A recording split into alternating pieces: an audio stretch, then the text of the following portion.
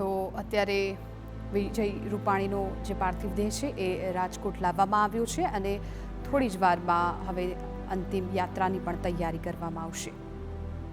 વિજયભાઈ રૂપાણીના પાર્થિવ દેહને તેમના નિવાસસ્થાને લાવવામાં આવશે।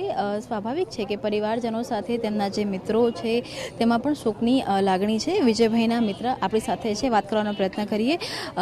છેલ્લે વિજયભાઈ સાથે આપની ક્યારે અને શું વાત થઈ હતી? બેન, એ સમાચાર બહુ આઘાતજનક લાગશે, કારણ કે 1:40 મિનિટે આ હાદસા બન્યો ને 1:03 મિનિટે મારે લાઈવ વિડીયોમાં વાત થઈ ફોન ઉપર। બેસ્ટ ઓફ જર્ની ખાલી 9 સેકન્ડ જ વાત થયેલી ને બેબીનું ધ્યાન રાખજો એટલી જ વાત થયેલી હતી। પણ એ હવે માની શકતું નથી મન કે ભાઈ 40 મિનિટમાં એ દુર્દશા થઈ શકે। લગભગ મારો ને વિજયભાઈનો સંબંધ 60 વર્ષ જૂનો છે, એટલા માટે કે અમે સાથે ભણતા હતા, નાનપણથી અમે સાથે હતા। સીએમ થયા પછી અમે મિત્રતા એવી જ હતી અમારી ને વારે ઘણીએ ગાંધીનગર મને બોલાવતા હતા, અમે સાથે જ જમતા, વાતો કરતા જૂની।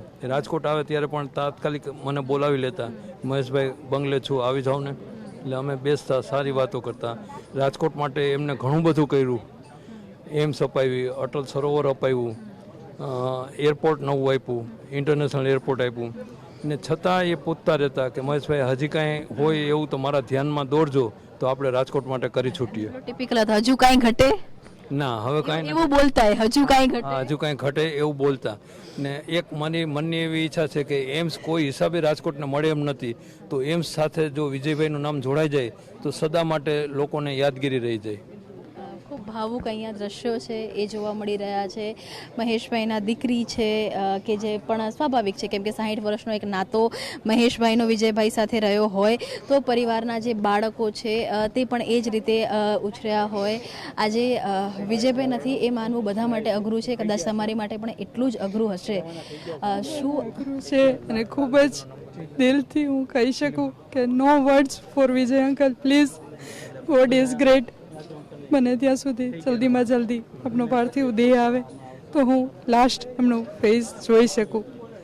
તમારી છેલ્લે ક્યારે વાત થઈ હતી વિજયભાઈ સાથે?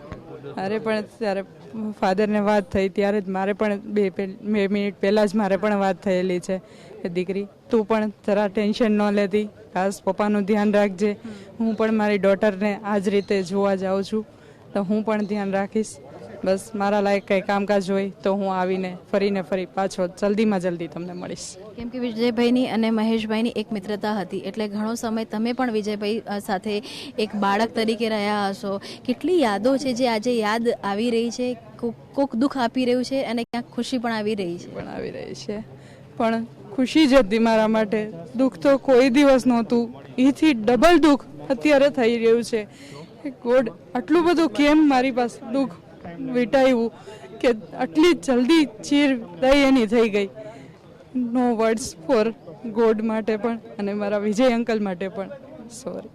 તમે જોઈ શકો છો કે કેમ કે એક ગમગીની છે એ રાજકોટમાં જોવા મળી રહી છે। આ એ જગ્યા છે કે જ્યાં પાર્થિવ દેહ છે તેને લાવવામાં આવશે।